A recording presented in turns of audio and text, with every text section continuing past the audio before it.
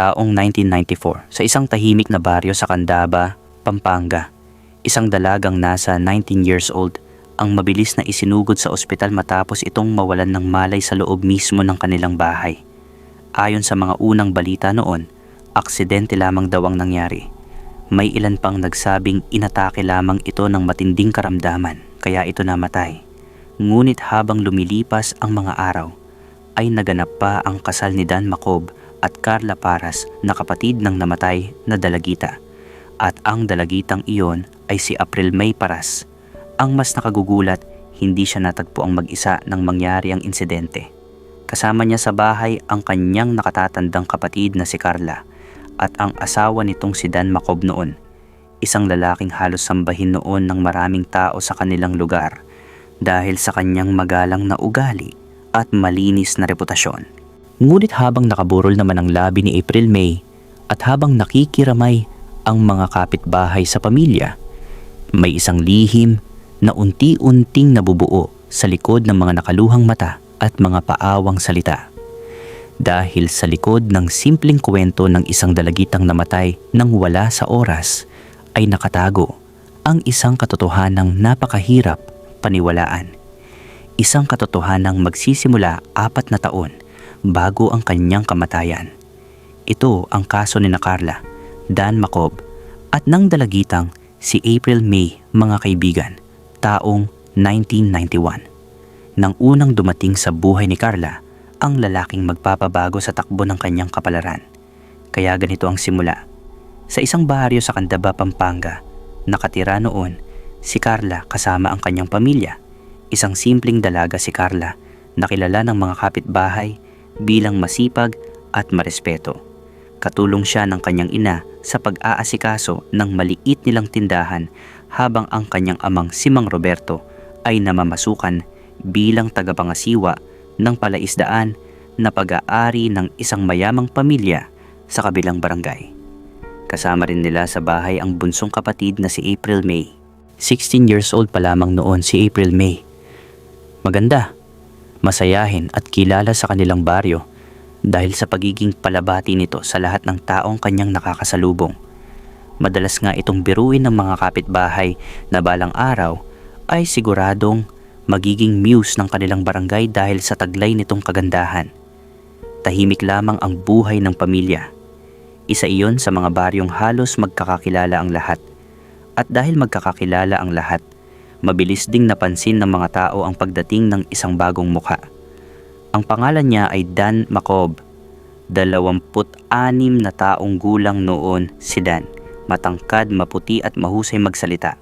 Galing daw ito sa karatig bayan at pansamantalang naninirahan sa bahay ng tiyuhin nito habang naghahanap ng mas permanenteng pagkakakitaan. Hindi nagtagal ay nakilala siya ng maraming tao sa baryo. Kapag may mga kabataang naglalaro ng basketball sa hapon, ay nakikisali rin siya. Palabati at nakikisama sa mga bagong kababaryo niya dahil dito ay mabilis siyang nagustuhan ng mga tao. Pambihira iyang si Dan. Bihira ka makakita ng ganyang kabait na binata ngayon. Iyon ang madalas sabihin ng mga matatanda sa baryo. Maging ang mga magulang ni Carla ay humanga rin sa lalaki. Nagsimula lamang sa simpleng pagbili ng sigarilyo at delata sa kanilang tindahan ang lahat. Halos araw-araw nang dumaraan si Dan upang bumili ng kung ano-anong bagay. Hanggang sa kalaunan ay napapadalas na rin ang kanilang pag-uusap ni Carla. Noong una ay nahihiya pa si Carla. Ngunit habang tumatagal ay unti-unti na siyang nahulog sa binata. Napansin din iyon ni April May. Madalas nitong asarin ang kanyang kapatid tuwing makikita niyang paparating si Dan sa tindahan. "Ate, andyan na naman ang manliligaw mo." Sabay takbo palayo habang natatawa. Dahil dito ay lalong naging magaan ang loob ni Dan sa bunsong kapatid ni Carla. Minsan ay binibilhan niya ito ng pasalubong kapag galing sa bayan. Kung minsan naman ay keychain. Sa paningin ng lahat, wala namang masama roon. Isa lamang siyang mabait na binatang gustong mapalapit sa pamilya ng babaeng kanyang nililigawan. Di nagtagal ay naging magsintahan na nga si Dan at Carla dahil sa piking kabaitan ni Dan. Dahil di alam ng lahat na kaya napunta si sa baryong yon, ay may kaso na ito dati sa pinangalingan nitong bayan na pangagahas upang mumulis siya ng babae. Isang bagay na itinatago ni Dan. Sa paningin naman ng maraming tao sa baryo, isa silang perpektong pares ni Carla. Kapag may pista ay magkasama silang nagsisimba. Kapag may programa sa barangay ay madalas silang makita sa iisang mesa. Maging ang mga magulang ni Carla ay masayang masaya dahil sa wakas ay may lalaking dumating sa buhay ng kanilang panganay na tila maayos, responsable at may malinaw na direksyon sa buhay. Makalipas ang isang taon ay mas lalo pang naging malapit si Dan sa kanilang pamilya. Kung minsan ay doon na ito kumakain sa bahay nila. Kapag may kailangang ayusin sa bubong o bakuran ay si Dan agad ang tumutulong. Unti-unti na rin siyang itinuring na bahagi ng pamilya. At habang tumatagal, lalo ring lumalalim ang tiwala ni April May sa kanya. Lupipas ang taon, 17 taong gulang na noon ang dalagita. Mas lalo itong gumanda habang lumalaki. Marami na ring nagsisimulang mapansin ang kanyang taglay na kagandahan. Ngunit dahil bata pa siya, inosente pa rin ang kanyang pag-iisip. Para kay April May, si Dan ay parang magiging kuya o bayaw lamang niya sa hinaharap kapag kinasal na sila ng atin niya. Pero hindi ganun ang tingin ni Dad sa kanya. Para kay Dan ay isang masarap na ulam si April sa kanya na gusto niyang tikman. Sa simula ay maliliit lamang ang mga bagay na napapansin niya. Madalas niyang bantayan kung nasaan si April May. Napapansin niya kung kailan ito umaalis papuntang paaralan. Napapansin niya kung anong mga damit ang suot nito. Maging ang simpleng pagtawa ng dalagita ay tila nagiging dahilan upang mapatitig siya ng matagal. May ilang pagkakataon pang napapansin ito ni Carla. "Ba't parang tulala ka?" tanong minsan ni Carla habang nakaupo sila sa ilalim ng punong mangga. Ngunit agad lamang ngumiti si Dan. Wala, napapagod lang siguro. At dahil mahal na mahal niya ang lalaki, hindi na iyon pinansin pa ni Carla. Patuloy namang tumitibay ang magandang reputasyon ni Dan sa baryo. Naging kagawad pa nga ito ng samahang tumutulong sa mga magsasaka. Kapag may kailangang maghatid ng relief sa mga nasalanta ng bagyo, isa siya sa mga unang nagvo-volunteer. Dahil dito, halos wala ng taong may masamang masasabi tungkol sa kanya. At wala nakakahalungkat ng tunay na pagkatao niya na hayok ito sa laman ng babae. Pero hindi pa yun pansin ni Carla noon sa mapapangasawa niya. Kaya naman, halos parang live-in partner na noon si Carla at Dan. Sa kaya ng isang gabi nang magkasama sila sa isang kwarto. Nakatatapos pang nilang magparaos sa kama. Naitanong ni Carla kay Dan na, "Alam mo mahal, parang napapansin ko na masyado kang malapit sa kapatid ko." Tanong ni Carl kay Dan. Tumawa lang naman si Dan at sinabing, "Huwag mong sabihin na maski ang kapatid mo ay pagsisilosan mo pa ha." Wika niya na parang pabiro. "Aba, bakit malay ko ba kung gusto mo talaga siya?" Tugon naman ni Carla. Dito na biglang nagseryoso ang muka ni Dan at sinabing, "Oo, may pagnanasa ako sa kapatid mo. Ang ganda kasi ng katawan niya, parang masarap siya," sabi ni Dan. Nabigla naman si Carla sa sinabi nito. Pero noong una ay akala niya ay nagbibiro lang si Dan. Hanggang sa hindi na tumatawa si Dan dahil seryoso nga ito na gusto raw niyang makatalik din ang kapatid nito o mapasadahan daw sa kama. Doon ay nag-away ang dalawa. Pero ni isang katiting ay walang binawi si Dan sa mga sinabi nito. Ilang araw din na hindi nag-usap sina Dan at Carla. Parang typical na away ng matagal nang magkasintahan. Ngunit dahil mahal na mahal ni Carla, si Dan ang nakakuha sa pagkababae niya. Si Carla na mismo ang nakipag-ayos kay Dan. Nanghihinayang kasi ito sa matagal na nilang relasyon. At dito ay mas lumalala ang lahat dahil sinabi na ni Dan ang balak nito kay April May. Noong una, sinabi ni Dan na kausapin raw ni Carla si May para magtalik sila ng kapatid niya. Siyempre ayaw pumayag ni Carla. Pero noong lumaon ay pumayag ito dahil patay na patay nga ito kay Dan at gagawin niya ang lahat para hindi sila maghiwalay. Ngunit hindi magawang kausapin ni Carla ang kapatid niya dahil nag-aalangan naman ito. Kaya doon, nagbago ang balak ni Dan dahil ang ginawa niya ay lumuha siya ng isang klase ng gamot na malakas na sedative. Sa mga hindi nakakaalam, mga kaibigan, Ang sedative ay uri ng gamot na nagpapakalma sa utak at nervous system. Kapag uminom ang isang tao ng sedative, maaari siyang antukin, manghina, bumagal ang reaksyon, makaramdam ng pagka-relax, o di kaya naman ay makatulog. Pero kung ma-overdose mo ang gamot na ito, maaari mo itong ikamatay. Sa madaling salita, iyon ang balak ni Dan. May mga kaibigan daw ito na pwedeng pagkunan sa labas. Pinaliwanag pa ni Dan noon kay Carla na mahina lamang daw ang gamot na gagamitin niya, na saktong patutulugin lang si April. Tapos ay gagawin na nga ni Dan ang kahalayan na gusto niya sa kapatid ng nobya niya. Huwag kang mag-alala, mabilis lang iyon, isang gabi lang, tiyempuhan natin pag wala sina mama at papa ninyo. Wika pa noon ni Dan.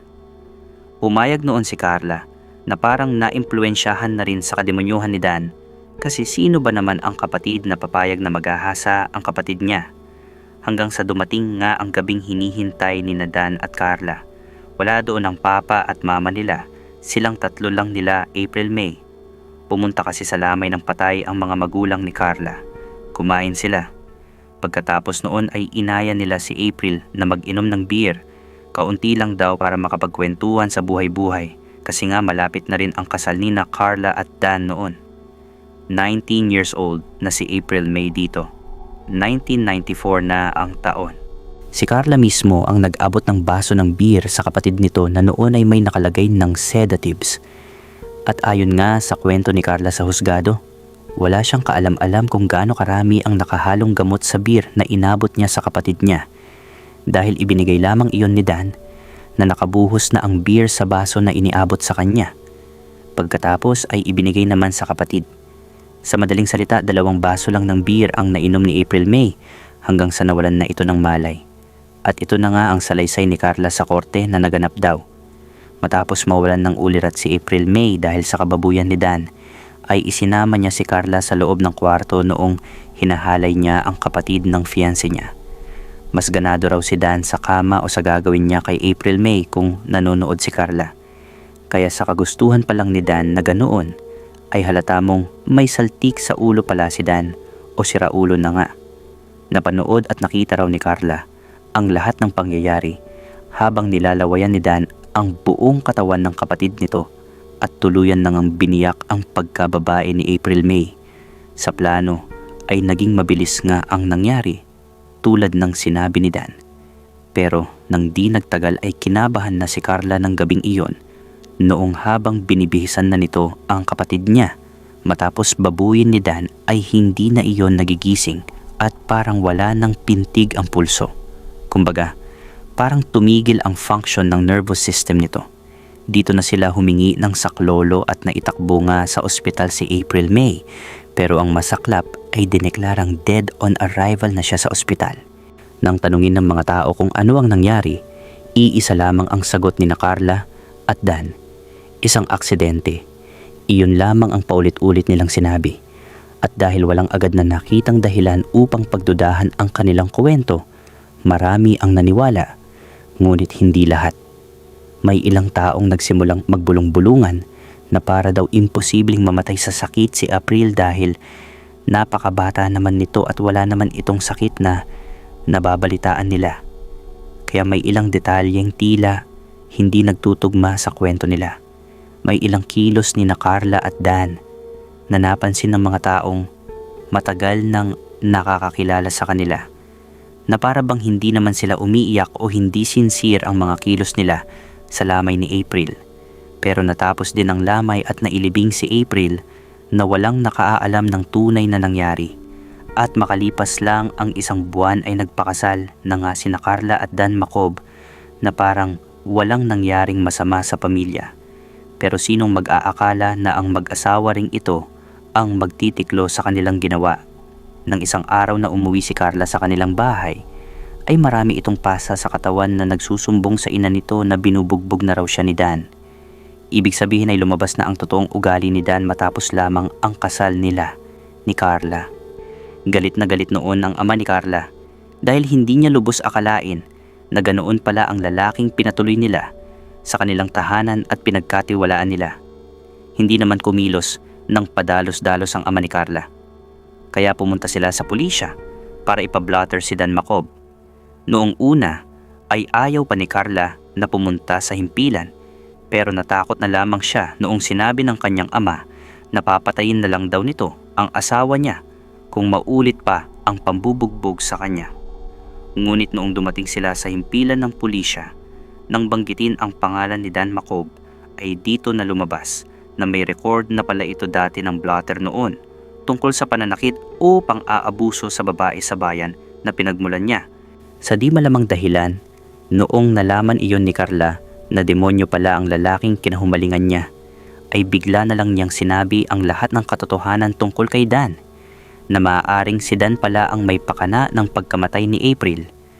Halos malupasay sa presinto noon ang ama ni Carla nang malaman niya ring alam ni Carla ang nangyari at kasangkot pa nga siya rito. Halos lumuhod si Carla noon sa kanyang ama habang umiiyak sa pag-amin ng lahat. Dahil dito, mabilis na dinampot ng mga pulis si Dan Macob. At sa sandaling iyon, tuluyan nang nagbago ang tingin ng buong baryo kay Dan. Ang dating mabait na binata, ang dating huwaran ng kabataan, biglang naging mukha ng panlilinlang at pagtataksil na nauwi pa sa kamatayan ng kapatid ni Carla. Sa loob ng korte, mariing itinanggi ni Dan ang mga akusasyon. Ngunit habang dumarami ang mga ebidensya at mga pahayag na inilalabas ng mga investigador, lalo lamang siyang nalulubog. At ang pinakamatibay na laban dito ay ang mga sinasabi ni Carla na asawa niya, pati ang mga pasa nito sa katawan na kinunan ng mga pulis. Sinabi ni Carla ang lahat ng nalalaman niya sa korte ng detalyado, pati ang pagpapainom nila ng sedative na gamot kay April. Sa huli, hindi ang mga medico-legal findings ang tuluyang nagpabigat sa kaso laban kina Dan Macob at Carla. Ang pinakamalakas na ebidensya ay nagmula mismo sa bibig ni Carla. Matapos ang ilang buwang investigasyon at paulit-ulit na pagtatanong ng mga awtoridad, tuluyan nang bumigay ang babae. Sa loob ng silid ng investigasyon ay inamin niya ang mga detalyeng matagal niyang itinago. Ayon kay Carla, matagal na siyang nasa ilalim ng matinding kontrol at impluensya ni Dan. Sinabi rin niyang sa mga huling taon ng kanilang relasyon ay madalas siyang takutin, pagalitan, at manipulihin ng lalaki hanggang sa dumating ang puntong natakot na siyang sumuway dito. Sa korte ay idineklara ni Carla na isa siyang battered wife. Iginiit ng kanyang kampo na bagamat may naging partisipasyon siya sa pagtatakip ng nangyari, matagal na siyang biktima ng psychological at emotional abuse mula kay Dan. Gayunpaman, hindi tinanggap ng hukuman ang lahat ng kanyang paliwanag bilang sapat na dahilan upang makaiwas sa pananagutan. Sa halip, ginamit ng prosekusyon ang kanyang salaysay upang mabuo ang kabuuang larawan ng krimen at maipakita kung paano na isagawa ang plano laban kay April May. Batay sa mga ebidensya at testimonya, napatunayan ng hukuman na may sabuatan at sadyang pagtatakip na naganap matapos ang pagkamatay ni April May. Dahil dito, nahatulan si Dan Macob sa ilalim ng Article 248 ng Revised Penal Code o murder dahil sa pagkakaroon ng qualifying circumstances na nagpabigat sa krimen. Bilang parusa, hinatulan siya ng reclusion perpetua o habambuhay na pagkakakulong kasama ang pagbabayad ng mga danyo sa pamilya ng biktima alinsunod sa utos ng hukuman. Samantala, si Carla ay nahatulan bilang accomplice at sa iba pang kaugnay na paglabag dahil sa kanyang naging papel sa pagtatakip at hindi agarang pagsisiwalat ng katotohanan. Bagamat isinasaalang-alang ng hukuman ang kanyang pakikipagtulungan sa investigasyon, hindi nito lubusang inalis ang kanyang pananagutan. Dahil dito, ipinataw sa kanya ang kaukulang parusang pagkakakulong na mas mababa kaysa sa pangunahing akusado, ngunit sapat upang panagutin siya sa kanyang naging bahagi sa krimen. Hanggang na ngayon, nananatiling aral sa marami ang kasong ito, na hindi lahat ng taong mukhang mabait ay tunay na mabuti, na hindi lahat ng ngiti ay tanda ng malinis na kalooban, at kung minsan, ang pinakamapanganib na lihim ay hindi nagmumula sa mga estranghero o sa mga dayo, kundi sa mga taong pinakamalapit sa atin. Ito ang naging wakas ng kwento ni Carla, Dan Macob at April May. Isang kwentong nagsimula sa pag-ibig, nalunod sa kasinungalingan, at nagtapos sa isang trahedyang habambuhay na mag-iiwan ng sugat sa puso ng isang pamilya.